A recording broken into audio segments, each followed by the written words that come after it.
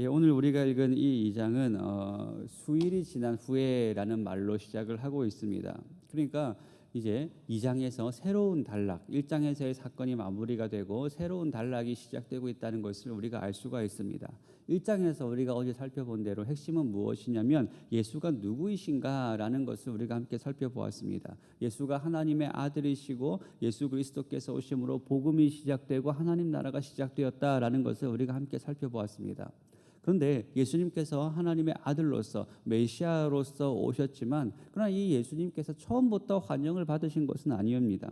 그러니까 우리가 자연스럽게 추측하는 것은 무엇이냐면 예수님께서 하나님의 아들로서의 권위를 가지고 오셨는데 이 권위가 기존에 있던 이 권위와 충돌하고 있다는 것을 우리가 예상을 할 수가 있습니다. 마가는 오늘 2장부터 3장까지 등장하는 5가지 짧은 이야기를 통해서 예수님의 가지고 계시던 이 권위와 종교 지도자들의 권위 그리고 옛 율법의 전통과 정면으로 부딪히고 있는 이 사건을 이 5가지 사건을 통해서 우리에게 보여주고 있습니다. 그것이 2장 1절에서 시작해서 3장 6절까지의 사건입니다. 이 5가지 사건에서는 공통적으로 등장하는 문구가 있습니다. 2장 7절에 보시면 어찌 이렇게 말하는가라고 이렇게 이야기를 하고 또 16절에서 어찌하여 세리와 및 죄인들과 함께 먹는가 13절에서도 어찌하여 당신의 제자들은 금식하지 아니하나이까 24절에서도 어찌하여 안식일에 하지 못할 일을 하나이까 라고 말을 하면서 계속해서 어찌하여라는 이 말이 등장을 하면서 예수님과 종교 지도자들이 지금 충돌하고 있다라는 것을 우리가 알 수가 있습니다. 그런데 마지막 사건인 3장 1절부터 6절까지는 어찌하여라는 이 말이 등장하지 않습니다. 대신에 3장 6절 마지막에 어떻게 하여 예수를 죽일까 의논하니라라는 말로 마칩니다. 그러니까 이 5번의 충돌 사건을 통해서 종교 지도자들이 무슨 마음을 먹냐면 결국 이 충돌의 결과로 예수를 죽이기로 결심하는 것으로 이 이야기가 끝을 맺고 있습니다. 결국 이것은 요한복음에서 보여주는 것처럼 예수께서 자기 땅에 오매 자기 백성이 영접하지 아니하였다라는 이 말씀을 우리에게 너무나도 잘 보여주고 있는 사건입니다. 그럼 우리가 첫 번째부터 살펴봐야 되는데요. 우리가 계속해서 예수님께서 치유하시는 이 사건을 베푸셨다라는 것을 우리가 1장을 통해서 알 수가 있습니다. 그러자 예수님의 인기가 점점점 많아지기 시작하는 거예요. 그래서 1장에서는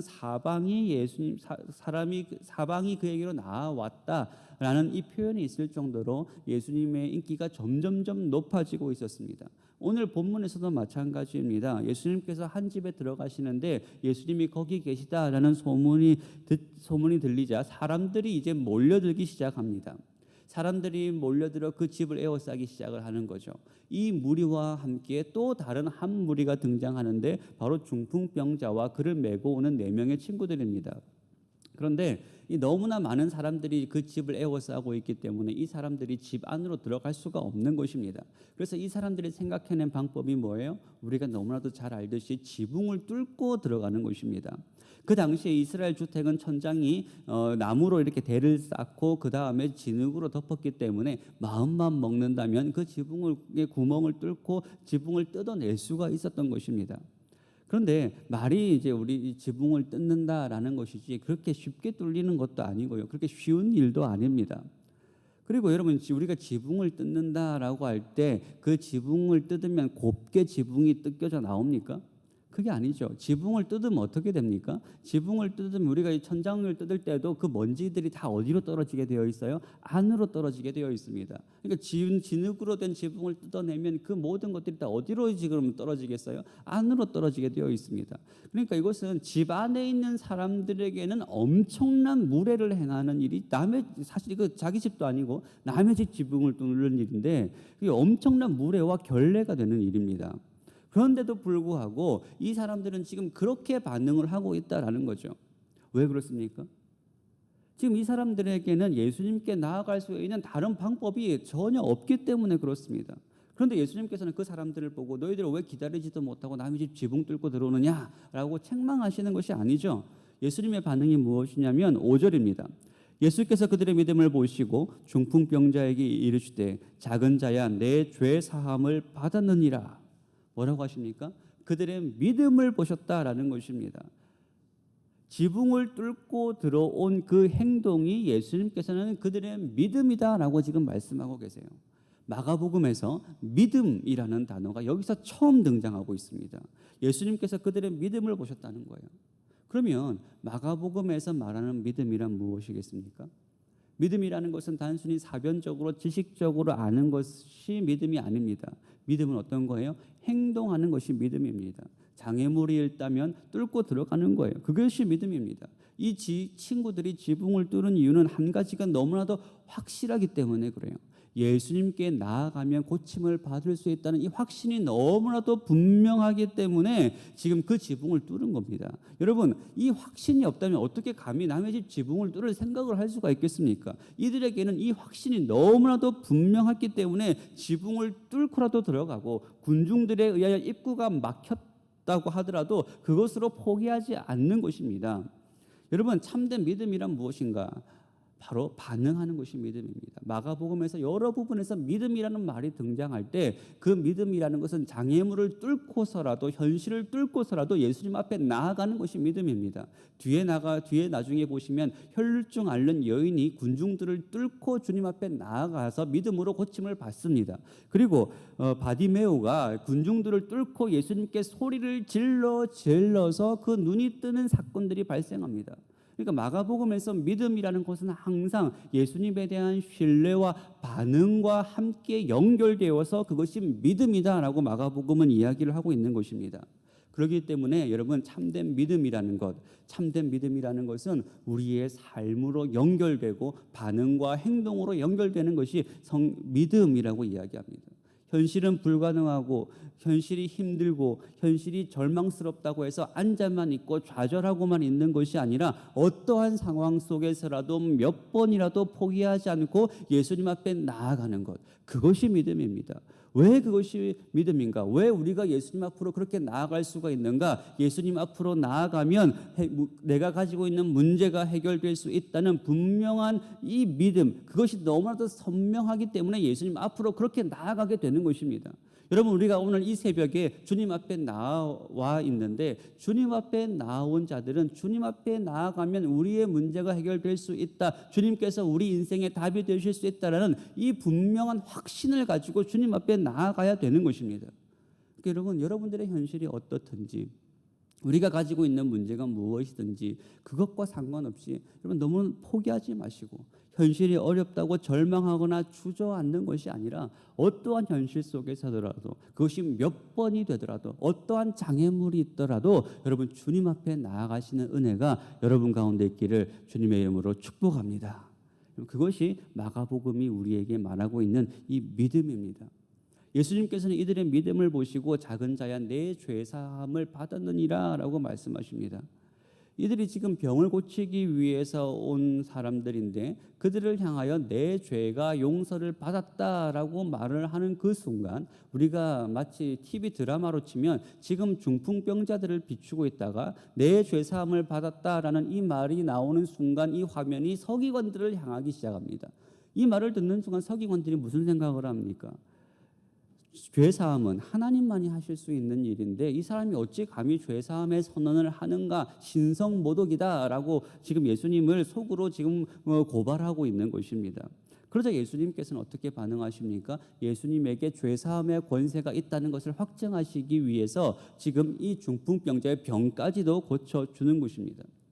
여러분, 예수님은 어떤 분이신가? 첫 번째 사건에서 등장하는 것은 예수님의 권위가 무엇인가? 예수님은 죄사함의 권위를 가지신 분이신 하나님이시다라는 것을 우리가 알 수가 있습니다.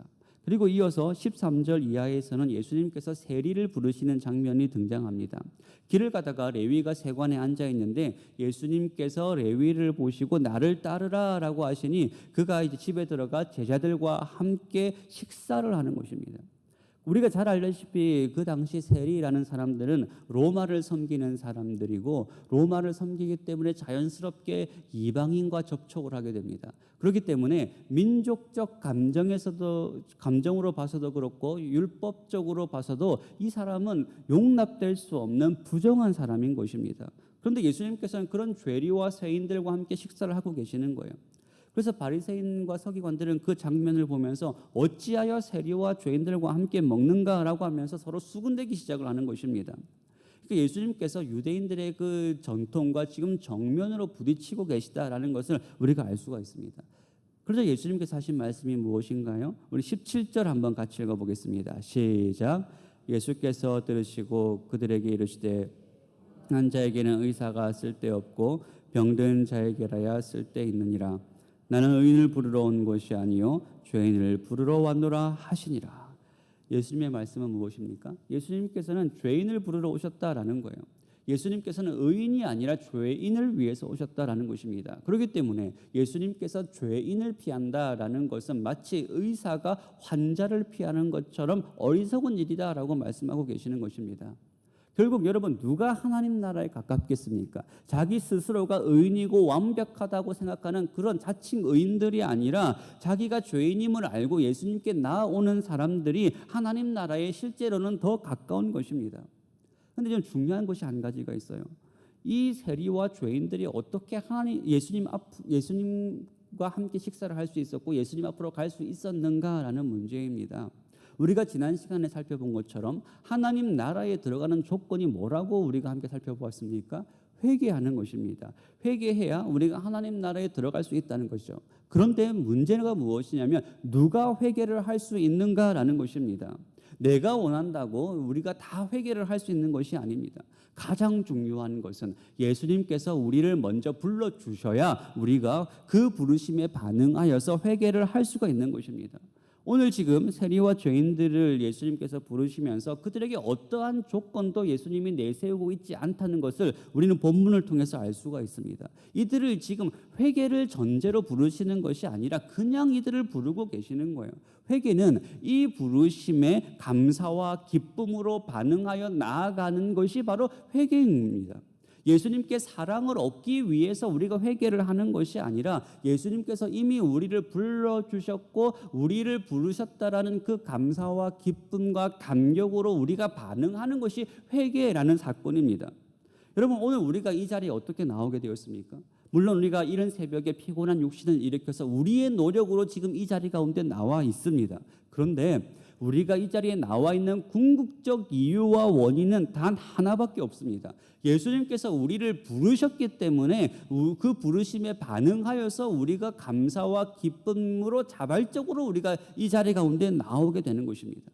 그러니까 우리가 아무리 새벽 기도를 많이 하고 우리가 아무 어떤 봉사를 많이 하고 어떤 많은 일을 한다고 할지라도 그것이 우리의 공로가 될 수는 없는 것입니다. 우리는 모두 예수님의 그 부르심에 반응한 것뿐이에요. 회개도 결국은 그 부르심에 반응하여 나오게 된 것입니다. 이 부르심 때문에, 이 부르심의 감격과 감사 때문에 우리는 헌신도 하고 봉사도 하고 주님 앞에 나오는 것입니다. 우리가 얻은 것이 바로 이 은혜예요. 여러분, 우리가 오늘 이 자리에 나와 있고 지금 이 여기에 나와 있다는 것 자체가 이미 우리는 하나님의 그 예수 그리스도의 은혜를 누리고 있는 사람들입니다. 그 은혜 때문에 우리가 나와 있는 거예요. 여러분, 날마다 이 은혜 가운데서 주님 안에 머무르시고 주님과 함께 교제하시는 놀라운 은혜가 여러분들과 늘 함께 하시기를 바랍니다. 그리고 세 번째 사건입니다. 세 번째 사건은 두 번째 사건이 즉 식탁의 교제의 문제였다면 세 번째 사건은 금식에 대한 문제입니다. 금식은 유대인들이 경건 생활을 하는데 굉장히 중요한 요소가 바로 이 금식의 요소였습니다. 그런데 지금 이 사람들은, 예수님의 제자들은 금식을 하지 않는 거예요. 그래서 이 문제를 걸고 넘어지는 것입니다. 그런데 예수님께서는 이미 신랑이 왔기 때문에 지금은 금식할 때가 아니다라고 예수님께서 말씀하십니다. 예수님은 자기를 신랑으로 비유하시면서 자신이 메시아이심을 지금 드러내고 계시는 거예요. 그럼 지금 어떤 때인가? 신랑이 함께 있기 때문에 이들이 기다리던 메시아가 왔기 때문에 지금은 혼인잔치의 시대다라는 것입니다. 예수님께서는 금식 자체를 지금 부정하고 계시는 것이 아니에요. 문제는 언제 금식을 하느냐, 금식의 때에 대한 이야기를 하고 계십니다. 금식은 나중에 신랑을 빼앗기는 날이 오게 될 것인데 그날에 금식하라라는 것입니다. 그러면서 두 가지 비유를 하시는데 하나는 옷감에 대한 비유이고 하나는 포도자루에 대한 비유를 하십니다. 이 두 가지 비유이지만 실제로는 하나의 비유, 같은 이야기를 하고 계십니다. 두 가지가 동시에 무슨 이야기를 하고 있냐면 새 것과 헌 것이라는 대립된 요소를 통하여 우리에게 말씀하고 계세요. 새 것과 헌 것이 동시에 조화를 이루지 못한다라는 것입니다. 그러니까 지금은 어떤 시대인가? 예수 그리스도께서 메시아로 오셨기 때문에 지금은 메시아의 시대이고 하나님 나라가 시작된 바로 그 새로운 시대다라는 것을 예수님께서 보여주고 있습니다. 예수님의 제자들은 누구인가? 옛 전통과 옛 시대가 아니라 새로운 시대에 속한 사람들이다. 그러므로 새로운 시대에 속한 사람들은 거기에 맞는 삶을 살아가야 된다는 거죠. 여러분, 그리스도인들은 어떤 사람들입니까? 예수님의 제자들은 어떤 원리로 살아가야 됩니까? 옛 습관과 옛 전통대로 살아가는 것이 아니라 하나님 나라의 새로운 원리대로 살아가는 사람들이 바로 그리스도인들입니다. 이것은 단순히 율법에 대한 이야기만 하고 있는 것이 아닙니다. 우리의 육신의 본성도 마찬가지예요. 사도 바울은 뭐라고 말합니까? 내가 그리스도와 함께 십자가에 못 박혔나니 그런즉 이제는 내가 사는 것이 아니요 내 안에 그리스도께서 사신 것이라. 사도 바울은 분명하게 이야기하고 있습니다. 우리가 죽었다라는 것입니다. 내 자아, 옛사람은 죽었다. 예수님과 함께 십자가에 못 박혀 죽었다는 것입니다. 그러므로 우리가 살아가는 우리의 삶의 원리는 더 이상 옛 육신의 원리대로 살아가는 것이 아니라 새 사람의 원리대로 살아가야 된다. 새로운 원리가 우리에게 주어졌다라고 이야기합니다. 이전 것은 지나갔으니 보라 새 것이 되었도다. 그렇게 말씀하고 계시잖아요. 우리는 이제 어떤 사람들입니까? 새로운 하나님 나라의 원리, 하나님의 영광이라는 새로운 목표가 주어져 있는 사람들입니다. 그럼에도 불구하고 우리는 연약한 우리의 육신의 본성 때문에 끊임없이 옛것으로 돌아가려는 습성을 가지고 있어요. 그러나 여러분, 새로운 시대, 새로운 사람, 새로운 정체성이 생긴 사람은 새로운 원리로 살아가야 됩니다. 우리가 옛 육신의 소욕을 따라 살아가는 사람들이 아니라 우리는 하나님 나라의 새로운 백성으로서 성령의 소욕, 성령의 원리대로 살아가는 하나님 나라의 백성이라는 사실을 여러분 날마다 이것을 다시 되새기시고 주님의 원리대로 말씀하신 대로 하나님 나라 백성 제자의 원리대로 살아가시는 여러분들의 삶이 되시기를 바랍니다. 그리고 마지막은 이제 안식일 논쟁이죠. 안식일 논쟁은 짧게 마칠 건데요. 지금 예수님께서는 사람이 안식일을 위해서 존재하는 것이 아니라 안식일이 사람을 위해서 존재하신다라고 말씀을 하시면서 예수님 스스로를 어떤 권위를 가지신 분이신가 이렇게 말씀하십니다. 예수님은 안식일을 만드신 창조주이시라는 것입니다. 그리고 안식일의 이 주인의 권위를 가지신 분이시다라는 말로 안식일 논쟁을 마무리 지으십니다. 그러니까 지금 계속해서 뭐가 등장하고 있냐면 예수님의 권위가 무엇인가? 예수님은 어떤 분이신가? 예수님은 하나님의 아들의 권위를 가지고 계신 분이시고 모든 율법과 모든 옛 전통을 새롭게 하시는 그런 분이시고 안식일의 주인이시여 창조주 하나님이시라는 이 권위를 예수님께서 우리에게 계속해서 보여주고 계십니다. 그러면 여러분, 우리는 어떤 권위를 쫓아 살아가야 되겠습니까? 바로 예수 그리스도의 이 권위, 그분의 권위 아래에서 살아가야 되는 거예요. 오늘날 권위는 인기가 없습니다. 권위는 우리의 자유를 억압하고 권위는 우리의 모든 의지들을 굴복시킨다라는 그런 포스트 모더니즘 시대의 탈권위의 시대를 살아가고 있습니다. 그러나 오늘 본문은 예수 그리스도의 참된 권위가 무엇인가를 보여주고 있어요. 여러분, 우리가 진정한 자유를 얻기 위해서는 권위로부터 탈피하는 것이 우리에게 자유를 주는 것이 아니라 참된 권위 아래 순종할 때 우리의 인생 가운데 참된 자유와 회복이 일어나는 것입니다. 그렇기 때문에 여러분, 우리는 날마다 예수 그리스도의 권위 안으로 들어가야 되는 것입니다. 그 권위에 순종하면서 살아갈 때 우리는 새로운 사람으로서 새로운 시대에 새로운 원리로 살아가는 하나님 나라 백성으로서의 삶을 살아갈 수가 있는 것입니다. 여러분, 날마다 우리의 의지를 복종시켜 예수 그리스도의 권위에 순종하시는 여러분들의 삶이 되시기를 주님의 이름으로 축복합니다. 함께 기도하겠습니다. 사랑과 은혜가 충만하신 하나님 아버지 감사드립니다.